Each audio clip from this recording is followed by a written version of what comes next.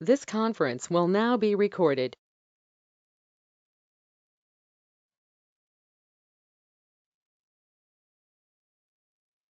So today we are discussing the 2017 April talk, iron deficiency and iron deficiency anemia in women's health.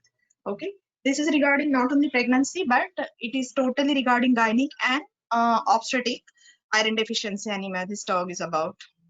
And basically this talk covers some important points about iron metabolism and all this, which are not discussed in your British Hematology Anemia Guidelines. So better to be aware with this talk. And so I have tried to concise all the information given here. So what do you mean by anemia? Definition of anemia, you all know, it is insufficient erythrocytes and therefore inadequate oxygen carrying capacity to meet the physiological needs of the body. According to WHO, hemoglobin concentration necessary to define anemia is below 120 gram per liter in non-pregnant woman and below 110 gram per liter in pregnancy. So in pregnancy, less than 110, non-pregnant, less than 120. So what is the prevalence of anemia? So worldwide, 29% of non-pregnant and 38% of pregnant women experience anemia. The most common cause of anemia worldwide, it is iron deficiency, and it accounts for almost 50% of cases. Now this is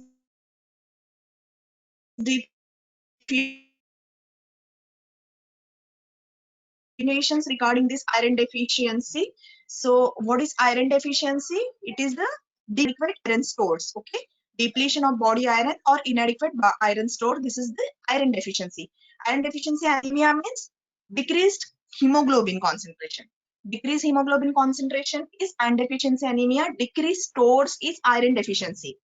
Iron restricted erythropoiesis means reduced supply of iron for erythropoiesis. So whether the stores are inadequate or adequate, the iron supplied for erythropoiesis will be decreased. So it is iron restricted erythropoiesis. Functional iron deficiency means iron is not easily accessible despite increased demand and adequate iron stores. So this is usually associated with chronic anemia. That is anemia of chronic diseases, inflammatory conditions, and malignancy. So here, even if the stores are adequate, the iron is not readily accessible for the erythropoiesis. Then the last is iron refractory iron deficiency anemia. So here it is due to genetic mutation and it is unresponsive to oral iron therapy. Now there are two different things, as I told you. One is iron deficiency and one is iron deficiency anemia. So the prevalence of iron deficiency is almost double that as of iron deficiency anemia. And this iron deficiency is also affecting the person's quality of life because here the stores are depleted. So iron deficiency, the prevalence is double than that of iron deficiency anemia. Now, what is the most common cause of anemia? So in postmenopausal woman, it is blood loss from gastrointestinal tract, while in premenopausal woman, it is the menstrual blood loss. It is the most common cause of iron deficiency anemia in premenopausal women of high income countries. So menstrual blood loss means heavy menstrual bleeding. It is the most common cause of iron deficiency anemia in premenopausal women in high income countries, that is HICs. While in postmenopausal woman, it is the loss from GI tract. So 20% women of heavy menstrual bleeding, they have anemia, while 60% will have severe iron deficiency. 27% of HMB will have iron deficiency anemia, while 60% people will have severe iron deficiency. Now, obese women, they are also at risk of iron deficiency anemia. Why? Because they produce pro-inflammatory cytokines. So what does the cytokines do? So these cytokines, they increase this hepcidin levels. So what this hepcidin does is, we will come to that slide later on regarding this iron metabolism. So this hepcidin is responsible for decreased iron absorption and impaired mitochondrial and cellular energy production. So it will also cause again further inactivity and fatigue. So obesity basically decreases the iron absorption through increasing the level of hepcidin. So iron metabolism, basically what we should understand is So iron, it acts as an electron donor when it is in ferrous form, while it is electron acceptor when it is in ferric form. Iron is an essential component of hemoglobin, myoglobin, enzymes, different enzymes and cytochromes. They are involved in reduction and oxidation reactions in the body. 2/3 of the body's iron, it is in the hemoglobin, while remainder is stored as ferritin and hemosiderin in the liver and reticular endothelial system. Usually, iron is lost passively through skin and mucosal surfaces. So, total body iron is about 3 to 4 grams. So, total body iron content is about 3 to 4 grams, of which almost half, so 25 to 50% iron is lost daily. 1 to 2 milligram iron is lost daily. Also, menstrual blood loss contributes to another 1 milligram loss daily. Okay, so and while absorption, sorry, I'm extremely sorry. So it is a total body iron is 3 to 4 gram, of which it is lost is 1 to 2 milligram. Okay, it is not gram. So 1 to 2 milligram of iron it is lost daily, and 1 milligram is lost during during the menstrual days. Also, absorption from the gut, it is limited to 1 to 2 milligram per day only. So it is usually sufficient to replace the iron loss. So 1 to 2 milligram is lost daily, and usually it is compensated by gut absorption. So it will replace the iron loss, but when there is acute demand, it can increase at the times of needs. Now also recycling from heme of this senescent erythrocytes. So erythrocytes lifespan, you know, it is 120 days. So after 120 days, they become senescent. So with this, from these erythrocytes or red blood cells, the recycling of heme iron occurs, and also it will generate almost 40 to 60 milligram per day. And it is the basic, or it is the key to maintaining the iron requirements daily. So during normal period, this iron levels, they are regulated by the hepcidin. So it is a peptide hormone which is synthesized in the liver. So this hepcidin, when the iron levels are high, okay, when the iron levels in the circulating iron and tissue levels, the iron levels are high, the hepcidin increases. While hepcidin increases when there is increased iron requirement. Okay, so when there is increased iron requirement, hepcidin decreases. When there is increased iron levels, hepcidin increases. Now, what this hepcidin does? So hepcidin, it prevents the entry of iron into the circulation by reducing the expression of ferroprotein. So it is a ferroportin is a transmembrane protein that transports iron from inside to outside of the cell. So it releases the iron in the circulation. This ferroportin, it releases the tissue iron into the circulation.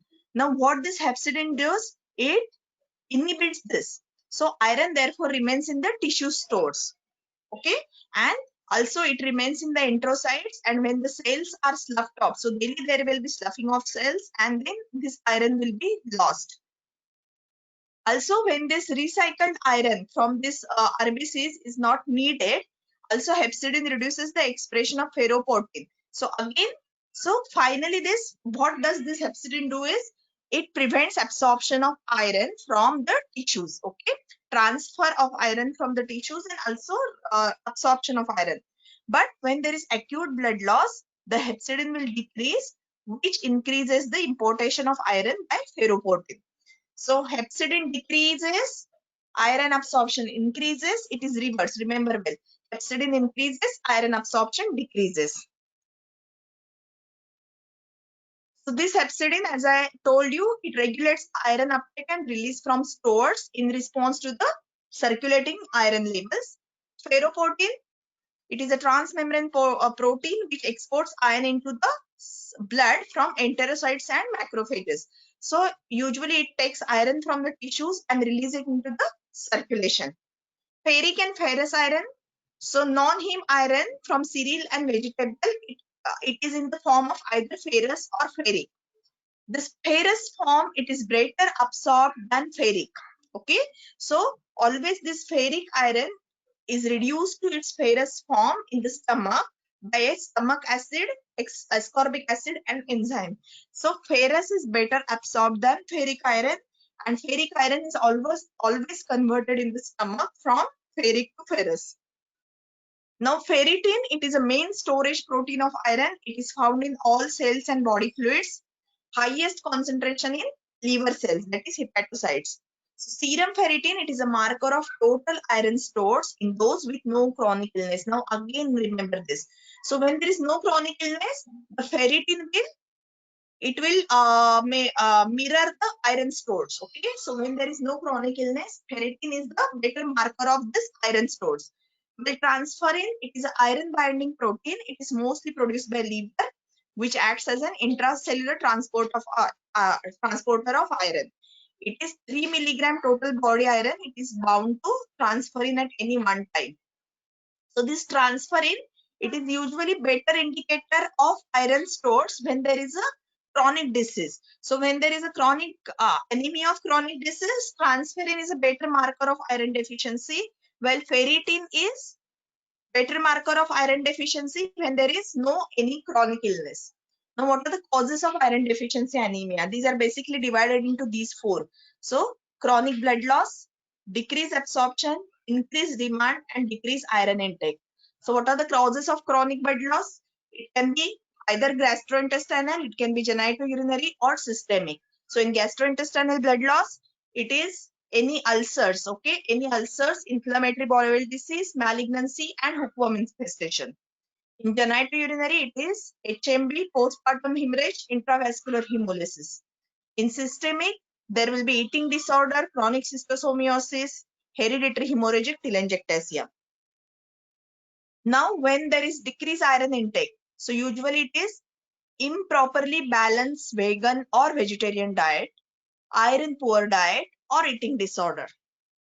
Decrease iron absorption, as you know, it is with celiac disease, atrophic gastritis, any bypass operations, inflammatory bowel disease, H. pylori infestation, concomitant drug use like proton pump inhibitors. Increased demand in case of pregnancy, infancy, adolescence, menstrual blood loss, blood donation, and endurance sports. So these are all associated with increased demand of iron. So these are the basically four things. Those are etiology of this iron deficiency anemia. So what is the recommended daily intake of iron? In their reproductive age, it is 18 milligram per day. So see, it is usually 18 milligram per day. The median is 12 milligrams. So at least there should be 12 milligram, but recommended is 18 milligram per day. But it is only 8 milligram for adult men. Now, what are the sources of iron? Red meat, poultry, fish, whole grain cereal. These are the main contributors of iron supply. Heme farm is more bioavailable than non-heme farm. Pregnancy, it requires 1200 milligram of extra iron for entire pregnancy. It was an SBA somewhere asked in book, I think some book. So the pregnancy iron requirement is 1200 milligram. Remember well, and it must be made through nutritional changes and supplementation wherever necessary. Iron deficiency anemia, it is associated with maternal depression and reduced brain maturation in the fetus. Maternal depression and reduced brain maturation. Now, what are the risk categories? What are the high risk patient for this iron deficiency anemia? Because you know, adolescents and teenage, they require increased iron. They have increased iron requirement. So teenage pregnancy, they are at risk of anemia. Also, the women who are previously anemic before pregnancy, who are multiparous, or interpregnancy interval less than 1 year. Okay, consecutive pregnancy less than 1 year following delivery, any recent history of bleeding. So all these come under high risk category. Teenage mother, previously anemic, multiparous, consecutive. So interpregnancy interval less than 1 year and recent history of bleeding. All these come under high risk of iron deficiency anemia. Now, what are the signs symptoms of this iron deficiency anemia? So fatigue, weakness, irritability, hair loss, and poor concentration. Now, when this iron deficiency anemia becomes severe, it is shortness of breath on exertion, palpitations, tongue discomfort, disturbance of taste, pruritus, headaches, and tinnitus. Pica, as you know, craving for non-nutritive substances like ice or soil. In case of very severe deficiency, that is less than 70 gram per liter, there will be shortness of breath at rest, angina, ankle edema. Okay, so severe anemia, that means hemoglobin less than 70 gram per liter, the symptoms will be shortness of breath at rest, angina, ankle edema. Now, this signs and symptoms of anemia, that depend upon whether this anemia is from acute blood loss or whether it is a slowly developing chronic anemia. So when there is a slow developing chronic anemia, usually the body adapts to the gradually declining levels, and symptoms they are exhibited by the woman will be very less than when the anemia is developed due to acute blood loss. So usually chronic anemia, the only symptoms will be fatigue and poor concentration. So these are about symptoms. Now signs of iron deficiency anemia, they include pallor, which is usually observed in tongue and mucosa of mouth. Koilinochia means spoon-shaped nails with longitudinal ridges. Angular cheilitis, that is ulceration at the corners of mouth. Atrophic glossitis means loss of tongue papillae. Tongue usually appears dark red. In severe cases, tachycardia, cardiac murmur, cardiac enlargement, ankle edema, and heart failure. So with severe anemia, because of this cardiac failure, you will get all these signs.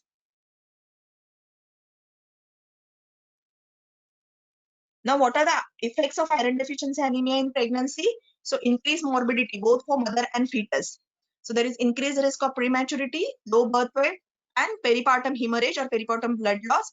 Also increased susceptibility to infection. So these are the effects of iron deficiency anemia in pregnancy.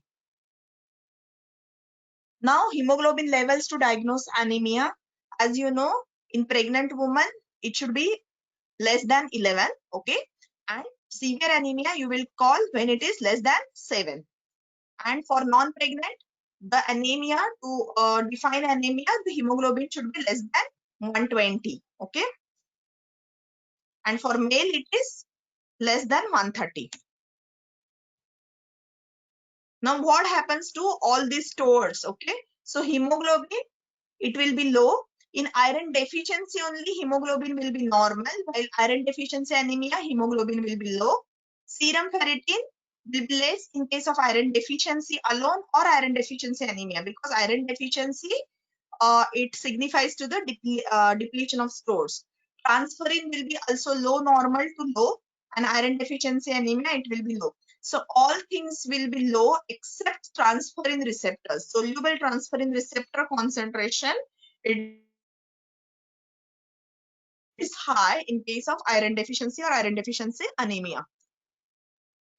So now how you're going to diagnose this? So as I previously told you, for acute or chronic inflammation, usually transferrin saturation, it is a more useful investigation for assessing iron deficiency. Transferrin saturation less than 16% is indication of insufficient iron supply. So transferrin saturation is a more better indicator in case of inflammation, while when there is no inflammation or chronic disease, ferritin is a better indicator. Now, whenever you do this complete blood count or peripheral smear, you will find this microcytic hypochromic red cells with reduced MCV, that is reduced mean corpuscular value, and reduced MCH, that is reduced mean corpuscular hemoglobin. But these changes, they are also present with hemoglobinopathies like thalassemia or sickle cell anemia. Now, according to NICE guidelines on antenatal care, screening for anemia, it should be done at booking and at 28 weeks of gestation for singleton pregnancies. This is already usually a routinely asked SBA. So iron deficiency, for iron deficiency screening or for anemia, screening should be done at booking and at 28 weeks. It is for singleton pregnancy, and for multiple pregnancy, there will be the frequent screening. I think it is also at 24 weeks. During pregnancy, how you're going to screen the anemia, iron deficiency anemia, by serum ferritin. So usually what happens to the ferritin in pregnancy? So ferritin rises initially and then gradually declines as the pregnancy continues. So by 32 weeks, levels are 50% less than that pre-pregnancy level. Now treatment of this anemia with iron should be started when the levels fall below 30. So when there is ferritin less than 30, you should start the treatment. It is also commonly asked SBA. So actually ferritin, when you consider ferritin less than 15 has a greater specificity for iron deficiency anemia. But in pregnancy, you should start treatment at ferritin levels less than 30. Now, when the woman, they have a PPH or postpartum blood loss more than 500 ml, and those with uncorrected antenatal anemia, a full blood count, it should be done within 48 hours of delivery. It is also a recommendation. Management of iron deficiency anemia. First line management, it is oral iron supplementation containing ferrous iron. Remember, ferrous is better absorbed than ferric, and always choice of the type of iron for this is ferrous iron, okay, not ferric. In case of iron deficiency anemia, supplementation should be 100 to 200 milligram daily in 2 to 3 divided doses. Well, only for iron deficiency, it is 100 milligram daily. How it should be taken? It should be taken at night or at least 1 hour prior to food. And what are the substances which should be avoided? Tannins and milks, because it will interfere with the absorption. While fruit juice containing ascorbic acid like orange juice, it can be taken in conjunction with iron supplementation because it will increase the absorption. So tannin, milk, calcium, they prevent absorption, while ascorbic acid increases the absorption. Adverse effects of this oral iron, these are nausea, vomiting, constipation, dark stool, and abdominal discomfort, because it will cause free radical mediated mucosal damage. And it is also main cause of decreased compliance. So adverse effects with oral iron, this is the main cause of decreased compliance with oral iron. Now, whenever you are giving the oral iron, you have to see that after commencement of oral iron, further full blood count should be done, and serum ferritin levels also, it should be done at around 3 to 4 weeks later when it is non-pregnant. Well, in case of pregnancy, it should be repeated after 2 weeks to see the response to the treatment. And most common reason of inadequate response is non-compliance. But whenever you want to label it as non-compliance, you have to also rule out continuing loss or inadequate iron absorption because of either inflammatory or malabsorptive disorders. Okay, so these things you should rule out before you label it as inadequate or non-compliance to the oral iron. Okay, so these are the things that you should rule out. Now, when you start oral iron, usually the improvement will be observed, and the improvement is hemoglobin rise up to 20 gram per liter every 3 to 4 weeks or 1.2 gram per liter per day. Okay, so the improvement will be 20 gram per liter in 3 to 4 weeks. Once hemoglobin and serum ferritin level there comes to the normal level, treatment should be continued for at least 3 months to replace the iron stores. So you have to continue the treatment for up to 3 months once the hemoglobin and ferritin reaches to the normal level. Now, in case of parenteral iron therapy, the indications for parenteral iron therapy are if the oral response to oral therapy it is inadequate, then parenteral therapy should be started, but it is contraindicated in first trimester of pregnancy. Now, it results in rapid repletion of iron levels. Parenteral iron therapy, the rate of increase will be 20 gram per liter in 7 days. So in 1 week, 20 gram per liter. While with oral iron, it is 20 gram per liter in 3 to 4 weeks. So it is an appropriate choice before major surgery. Now, what are the preparations available? So it is carboxymaltose and sucrose. They have similar efficacy, but the carboxymaltose they require less injections, fewer injections, and shorter infusion duration. Usually, it is generally safe and very few adverse effects are there, but anaphylaxis can occur. So therefore, whenever you are giving infusion, the patient should be monitored during the infusion and for 30 minutes after. The adverse effects with parenteral iron are hypotension, malaise, nausea, vomiting, arthralgia, and abdominal pain. And these are usually more common with iron dextran than with sucrose and carboxymaltose. Now, whenever you are giving this parenteral iron to HMP patient, heavy menstrual bleeding patient, the parenteral iron has been shown to improve quality of life more than oral iron preparation. And it is also more effective in replenishing iron stores. Now, when the blood transfusion indicated, see, it is routinely asked question. So, blood transfusion, it should be limited to management of major obstetric hemorrhage, those who are hemodynamically unstable or organ function compromised. So, routinely blood transfusion, whether it is a severe anemia or mild or moderate anemia, blood transfusion is not required unless the patient is bleeding. Adverse effects of blood transfusion, it includes fluid overload, anaphylaxis, allergic reaction, acute lung injury, infection, and red cell sensitization in case of childbearing age woman. Now, whenever you give blood transfusion, packed red cells, 1 unit, the hemoglobin concentration is raised by 10 gram per liter per unit of packed red cells.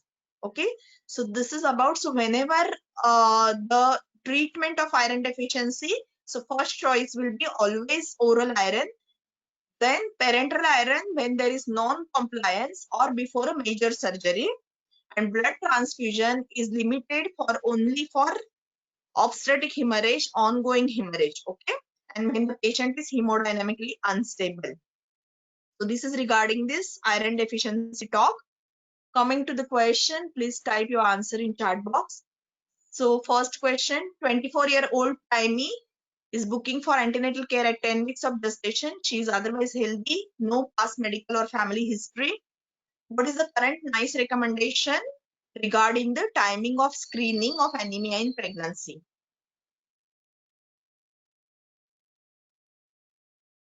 Yes, very good. So it is at booking and at 28 weeks of gestation. Answer is A.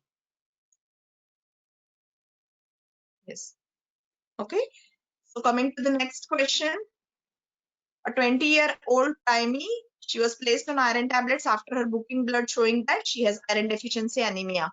2 weeks later, a repeat blood test is performed and confirms that she is responding to iron tablets. She continues with iron tablets, but now she has a full blood count and ferritin. It is normal. So how long should be recommended that she continue with oral iron tablets? Yes, very good. So after this oral hemoglobin and ferritin comes to normal, the treatment should be continued for at least 3 months. So answer is B here. Yes.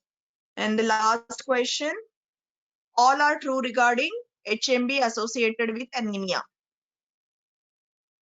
Except, remember well, it is except.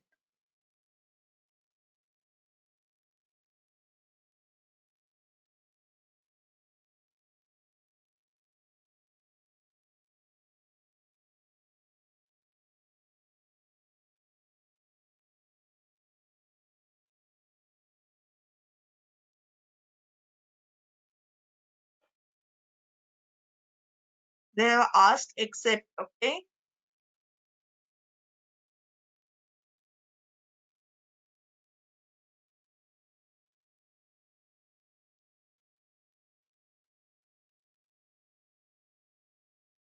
Yes. So here answer is E. Yes, answer is E. Why? Because yes, HMB is the most common cause of iron deficiency anemia in premenopausal women with high income countries. It is a correct one. HMB is responsible for almost 27%. So it is also correct. 20 to 30% cases of iron deficiency anemia. So the exact figure is 27%. 1 milligram of body iron is lost during menstruation. Yes, it is also correct. NICE guideline in HMB, it advocates full blood count. It doesn't advocate ferritin, correct? So it is also correct. Now for women with HMB, it is the parenteral iron which has shown to improve quality of life, correct? So the wrong statement is E here. Okay, so answer is E. This is for today's talk. So we will stop here today. Tomorrow we will discuss another talk. So bye for now. Bye. Thank you for attending the session, today's session. Thank you, ma'am.